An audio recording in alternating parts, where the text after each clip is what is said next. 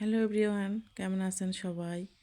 তো আজকে আমি কিভাবে আটার ফুলকো ফুলকো লুচি বানাবো সেই রেসিপি আপনাদেরকে দেখাবো। তো এখানে আমি কিন্তু ময়দার আটা নিয়েছি। তো পানি দিয়ে মাখিয়ে ডো তৈরি করে নিলাম। এখন আমি 10 মিনিটের জন্য রেস্টে দিয়ে দিলাম ডোটাকে।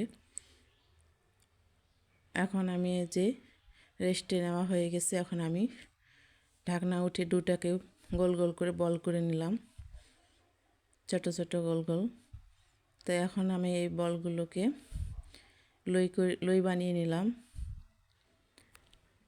তো এখন আমি এই লইগুলোকে এখন বেলুনের সাহায্যে ছোট ছোট করে লেচি বানিয়ে নেব।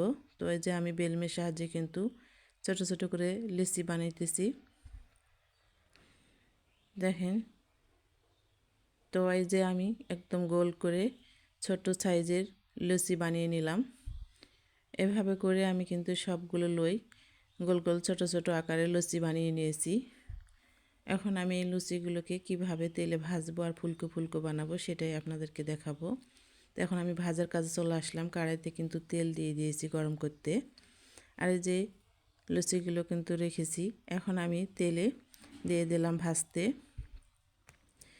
তো দেখেন একদম লুচি কিন্তু ফুলে একদম টোপা হয়ে গেছে, অনেক সুন্দরভাবে একদম লাল একটা ব্রাউন কালার করে আমি ভেজে নিলাম লুচিটাকে।